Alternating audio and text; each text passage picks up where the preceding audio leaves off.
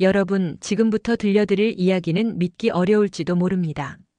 아프리카 한 오지 마을에서 15년간 미국, 독일, 일본, 중국까지 총 8개국이 모두 포기한 불가능한 도전이 있었어요. 그곳은 저주받은 땅이라 불렸고 굴착 도중 기술자 3명이 목숨을 잃을 정도로 위험한 곳이었죠.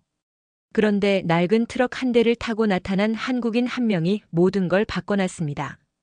도대체 무슨 일이 일어났을까요? 그리고 그 한국인은 왜 목숨을 걸고 그 저주받은 땅에 도전했을까요? 이 이야기 끝에는 여러분이 상상도 못할 놀라운 반전이 기다리고 있어요. 작지만 강한 나라 대한민국. 이 채널은 엄청나게 성장할 채널이니 미리 구독과 좋아요, 알람 설정 부탁드립니다. 그럼 지금부터 시작해 볼게요. 아프리카 마사나국 북부 칼룸바라는 작은 마을 이야기부터 시작해 보겠습니다. 이 마을은 정말 특별한 곳이었어요. 하지만 좋은 의미가 아니라 너무나 슬픈 의미로 특별했죠. 15년 동안 무려 8개국이 이곳에서 식수 개발을 시도했거든요. 미국, 독일, 일본, 중국까지 세계 최고의 기술력을 가진 나라들이 모두 도전했지만 전부 실패했습니다. 더 충격적인 건 굴착 도중에 기술자 3명이 사고로 목숨을 잃었다는 거예요. 첫 번째는 미국 기술자였는데 집안 붕괴로, 두 번째는 독일 엔지니어가 가스 중독으로, 세 번째는 중국 기사가 장비 폭발 사고로 세상을 떠났죠. 그래서 사람들은 이곳을 저주받은 땅이라고 불렀어요. 마을 촌장 무쿤다는 절망에 빠져 신이 우리를 버렸어라고 중얼거리며 하늘을 원망했습니다. 60대 후반의 무쿤다는 젊은 시절부터 이 마을을 지켜왔는데 자신의 생전에 물을 구경할 수 있을지 의문이었어요. 마을 교사인 레아 아말로는 30대 여성으로 학생 12명을 데리고 이 마을을 떠날지 진지하게 고민하고 있었죠. 그런데 어느 날 소녀 아이샤가 레아에게 다가와서 물었습니다. 선생님, 우리 여기 있으면 다 죽어요? 겨우 8살인 아이샤의 순수한 눈동자를 보며 레아는 눈물을 삼켜야 했어요. 어떻게 대답해야 할지 몰랐거든요. 이 순간이 모든 이야기의 시작이었습니다. 그런데 어느 날 먼지 구름을 헤치고 낡은 트럭 한 대가 나타났어요. 트럭 옆면에는 바랜 글씨로 코리아 개발팀이라고 적혀 있었죠. 마을 사람들은 호기심 어린 눈으로 그 트럭을 바라봤어요. 또 어느 나라에서 온 사람들일까 궁금했거든요. 트럭에서 내린 사람은 한지훈이라는 40대 중반의 한국인이었습니다. 키 175cm 정도의 건장한 체격, 그리고 굳은 의지가 서린 눈빛이 인상적이었어요. 전직 코이카 엔지니어였던 지훈은 20년간 세계 각지에서 개발협력 사업을 해온 베테랑이었죠. 지훈은 마을 사람들을 모아놓고 통역을 통해 말했어요. 지구에 버려진 땅은 없습니다. 이번엔 우리가 해보겠습니다. 마을 사람들은 의아해했죠. 그동안 세계 최고의 기술력을 가진 나라들도 모두 실패했는데 한국인 한 명이 와서 성공할 수 있을까 하고 말이에요. 지훈은 바로 첫 번째 굴착을 시작했습니다. 하지만 역시나 쉽지 않았어요. 불과 50m 지점에서 집안이 갑자기 붕괴되면서 굴착 기계가 반쯤 파손됐거든요. 팀원들 사이에서는 불신이 고조되기 시작했습니다. 역시 이곳은 저주받은 땅이야라는 말들이 나오기 시작했죠. 그런데 그때 아이샤가 지훈에게 다가왔어요. 손에는 할머니가 물려준 낡은 팔찌를 들고 있었죠. 아저씨, 이걸 차세요. 우리 할머니가 물이 나올 때까지 절대 풀지 말라고 했어요. 지훈은 그 팔찌를 받으며 아이샤의 간절한 눈빛을 마음에 새겼습니다. 이상하게도 그 팔찌를 찾아 마음이 평온해지는 것 같았어요. 두 번째 시도가 시작됐어요. 지훈은 이번엔 더 신중하게 접근했습니다. 지질 조사를 다시 하고 다른 각도에서 굴착을 시도했죠. 하지만 운명은 또다시 지훈과 팀원들을 시험에 들게 했습니다. 80m 지점에 도달했을 때 갑작스런 폭우가 쏟아지더니 지진까지 일어났거든요. 마그니튜드 4.2의 지진이었는데 그 바람에 굴착 장비가 완전히 침몰해버렸어요. 수백만 원어치의 장비가 한순간에 땅 밑으로 사라진 거죠. 이번엔 정말 끝인 것 같았습니다. 팀원들은 지훈에게 강하게 항의했어요. 한국의 이름을 더럽히지 맙시다. 여긴 포기해야 해요. 특히 부팀장이었던 김상우는 목소리를 높였죠. 지훈 씨, 우리가 지금까지 투자한 돈만 해도 5억 원이 넘어요. 회사에서도 더 이상은 안 된다고 연락이 왔고요. 팀원들의 말에도 일리가 있었어요. 이미 너무 많은 시간과 비용을 투자했는데 계속 실패만 반복되고 있었으니까요. 결국 철수를 결정했습니다. 떠나기 전날 밤 아이샤가 지훈에게 조용히 다가왔어요. 아저씨, 다시 오실 거잖아요? 아이샤의 순수한 질문에 지훈은 대답할 수 없었어요. 자신도 확신이 서지 않았거든요. 이튿날 아침 지훈의 트럭이 마을을 떠날 때 촌장 무쿤다가 쓸쓸하게 말했습니다. 여긴 누구도 구할 수 없는 땅이요. 신께서 우리를 시험에 들게 하시는 거야. 그 말을 들으며 지훈은 트럭 안에서 중얼거렸어요. 한국인은 약속을 지킨다. 반드시 돌아온다. 하지만 정말 돌아올 수 있을까요? 2년이 흘렀습니다. 칼룸바 마을은 더욱 절망적인 상황에 처해 있었어요. 마을은 거의 폐허가 되었고 500명이었던 주민 중 절반인 250명이 굶주림과 질병으로 목숨을 잃었죠. 더 가슴 아픈 건 아이샤가 영양실조로 시력을 잃었다는 거였어요. 그 맑고 순수했던 눈동자를 더 이상 볼 수 없게 된 거죠. 교사 레아는 마지막 희망을 걸고 국제사회에 도움을 요청했어요. UN, 유니세프, 세계은행까지 모든 곳에 편지를 보냈지만 모든 기관들이 묵묵부답이었습니다. 이미 8개국이 실패한 곳에 누가 다시 도전하려고 하겠어요? 레아는 절망에 빠져 있었죠. 남은 주민들도 하나둘씩 마을을 떠나기 시작했어요.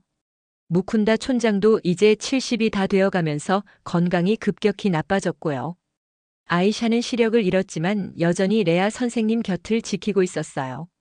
선생님, 한국 아저씨가 정말 안 올까요? 아이샤의 질문에 레아는 대답할 수가 없었어요. 그런데 그때였어요. 저 멀리서 엔진 소리가 들려왔거든요. 처음엔 착각인 줄 알았어요. 하지만 점점 가까워지는 소리에 마을 사람들이 하나둘씩 나와보기 시작했죠. 먼지 구름 사이로 2대의 최신 굴착 트럭이 나타났어요. 트럭 옆면에는 새로운 문구가 새겨져 있었습니다. 코리아 약속팀이라고 말이에요. 그리고 트럭에서 내린 사람은 바로 지훈이었어요. 2년 전보다 훨씬 의연해 보였고 더 많은 장비와 인력을 데리고 왔더라고요. 이번엔 끝까지 갑니다. 우리가 아니면 누가 하겠습니까? 지훈의 목소리에는 확고한 의지가 담겨 있었어요. 레아는 지훈을 보자마자 울부짖었어요. 우리 아이들만이라도 살려줘요. 2년간의 절망과 고통이 한꺼번에 터져나온 거였죠.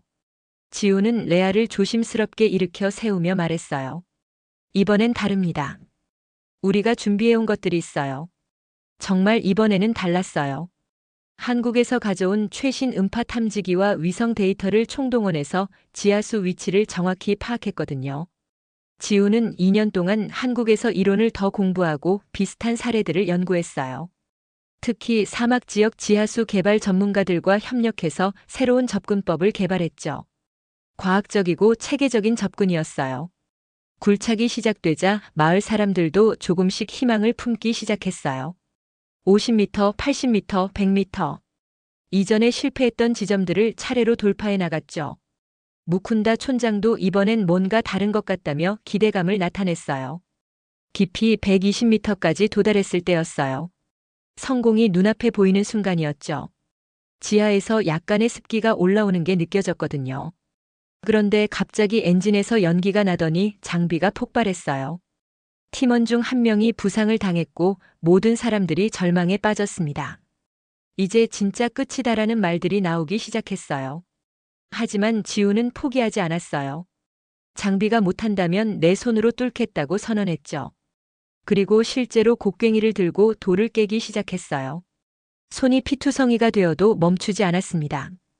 그 모습을 본 마을 사람들도 하나둘씩 합류하기 시작했어요. 바로 그때 아이샤가 말했습니다. 아주 작은 물소리가 들려요. 아이샤의 말에 모든 사람들이 귀를 기울였어요. 정말 희미하지만 물소리가 들리는 것 같았거든요. 시력을 잃은 아이샤의 청각이 더욱 예민해진 거였죠. 정말이에요. 여기서 물소리가 나요. 아이샤가 흥분해서 외쳤어요. 이 말을 들은 팀원들은 남은 힘을 모두 모아 마지막 돌파를 시도했어요. 지훈은 피투성이가 된 손으로 계속 곡괭이질을 했어요. 다른 팀원들도 삽과 망치를 들고 함께했죠. 마을 사람들도 맨손으로 돌을 옮기며 도왔습니다. 무쿤다 촌장도 70이 다 된 나이에 직접 삽을 들고 참여했어요. 내가 죽기 전에 이 마을에 물이 나는 걸 보고 싶다며 눈물을 흘렸죠. 레아도 학생들과 함께 돌멩이를 치우는 일을 도왔어요. 모든 사람의 마음이 하나가 된 순간이었어요. 밤이 되어도 작업은 계속됐어요. 횃불을 켜고 교대로 작업했죠. 지훈의 손은 이미 피로 범벅이 되어 있었지만 아이샤가 준 팔찌를 보며 계속 힘을 냈어요. 아이샤야, 조금만 더 기다려. 아저씨가 꼭 물을 찾아줄게. 그리고 드디어 그 순간이 왔습니다. 새벽 5시경이었어요. 쾅! 엄청난 굉음과 함께 지하수가 대폭발하며 솟아올랐어요. 맑고 깨끗한 물줄기가 분수처럼 하늘 높이 치솟더니 마을 전체를 적셨죠. 15년간 8개국이 실패한 그 불가능한 일이 드디어 이뤄진 거예요. 아이샤는 시력을 잃었지만 물이 얼굴에 닿는 걸 느끼며 소리쳤어요. 물이 나왔어요. 정말 물이 나왔어요. 그 순간 마을 전체가 환호성으로 가득 찼습니다. 레아와 주민들은 무릎을 꿇고 울면서 외쳤어요. 한국인들이 신의 사자였다. 정말 기적 같은 순간이었죠. 하지만 기적의 순간에도 시련은 있었어요. 지훈이 과로로 쓰러진 거예요. 2년간의 준비와 며칠간의 극한 작업이 그의 몸을 한계까지 몰고 간 거였죠. 의식을 잃고 쓰러진 지훈을 보며 마을 사람들은 크게 놀랐어요. 급히 인근 도시의 병원으로 이송됐지만 다행히 생명에는 지장이 없었어요. 3일 후 병원에서 깨어난 지훈에게 아이샤가 찾아왔어요. 레아 선생님의 손을 잡고 조심스럽게 걸어왔죠. 손에는 그 낡은 팔찌를 들고 있었어요. 아저씨, 이제 이걸 돌려드릴게요. 이건 이제 물의 팔찌예요. 아이샤의 말에 지훈은 미소를 지었어요. 그 팔찌가 정말 기적을 가져다 준 것 같았거든요. 레아도 지훈을 찾아와서 말했어요. 한국이 우리에게 준 건 물이 아니라 희망입니다.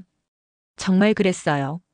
단순히 물을 찾은 게 아니라 포기하지 않는 정신, 끝까지 약속을 지키는 마음을 보여준 거였죠. 무쿤다 촌장도 병원을 찾아왔어요. 70이 넘은 나이에도 직접 트럭을 타고 와서 지훈의 손을 꼭 잡았어요. 당신 덕분에 내가 죽기 전에 우리 마을에 물이 나는 걸 볼 수 있었소. 한국인들을 평생 잊지 않겠소. 촌장의 눈에는 감사의 눈물이 가득했어요. 지훈은 창밖을 바라보며 생각했어요. 처음 이곳에 왔을 때는 그저 기술적인 도전이라고 생각했었는데 이제는 그게 아니라는 걸 알겠더라고요. 이건 기술의 문제가 아니라 마음의 문제였던 거죠. 포기하지 않는 의지와 약속을 지키려는 신념이 만들어낸 기적이었어요. 6개월이 흘러 칼룸바 마을은 완전히 다른 모습으로 변했어요. 떠났던 주민들이 하나둘씩 돌아왔고 인근 마을 사람들까지 이주해 와서 인구가 800명으로 늘어났죠. 한국의 지원으로 학교와 정수시설이 새로 지어졌고 작은 병원까지 생겼어요. 아이들의 웃음소리가 다시 마을에 울려 퍼지기 시작했어요. 아이샤는 시력을 잃었지만 이제 점자를 배우며 다른 아이들을 가르치는 일을 도왔어요. 물소리 선생님이라는 별명까지 생겼죠. 레아도 새로 지어진 학교에서 더 많은 아이들을 가르치게 되었고요. 마을 입구에는 특별한 조형물이 세워졌어요. 아이샤의 팔찌 모양을 본떠서 만든 조형물이었죠. 그리고 그 아래에는 한국어와 현지어로 이런 글귀가 새겨져 있었어요. 이 물은 한국의 집념이 만든 기적이다. 1년 후 지훈이 마을을 다시 찾았을 때 마을은 완전히 달라져 있었어요. 우물 주변에는 작은 농장도 생겼고 주민들이 직접 기른 채소들이 푸르게 자라고 있었죠. 지훈은 마을을 떠나기 전 마지막으로 그 우물에서 물을 한 잔 마셨어요. 그리고 조용히 중얼거렸죠. 이건 기술이 아니라 약속이 지켜낸 생명이다. 15년간 8개국이 실패한 일을 한국인이 해낸 건 더 좋은 기술 때문이 아니었어요. 포기하지 않는 마음과 약속을 지키려는 의지 때문이었죠. 아이샤는 비록 시력을 잃었지만 이제 더 이상 슬프지 않았어요. 물소리를 들으며 매일 웃을 수 있게 됐거든요. 그리고 다른 아이들에게 자랑스럽게 말하곤 했어요. 한국 아저씨가 우리에게 기적을 선물해 줬어요. 여러분, 이 이야기는 단순히 물을 찾은 이야기가 아니에요. 포기하지 않는 한국인의 정신과 약속을 지키는 의지가 만들어낸 진짜 기적의 이야기죠. 세계 8개국이 포기한 일을 한국이 해낸 건 우연이 아니었어요. 끝까지 포기하지 않는 우리 민족의 정신이 만들어낸 결과였습니다. 때로는 기술보다 중요한 게 마음이에요. 누군가를 위해 끝까지 최선을 다하는 마음, 약속을 반드시 지키려는 의지, 그리고 절대 포기하지 않는 정신 말이죠. 이것이 바로 대한민국이 세계에 보여준 진짜 힘이었어요. 50대, 60대 여러분들이 젊은 시절 일궈내신 그 불굴의 정신이 아직도 세계 곳곳에서 기적을 만들어내고 있는 거예요. 당신의 구독은 우리의 진짜 이야기를 세상에 알리는 힘이 됩니다. 다음 내용도 궁금하시다면 구독과 좋아요, 알람 설정 꼭 잊지 마세요.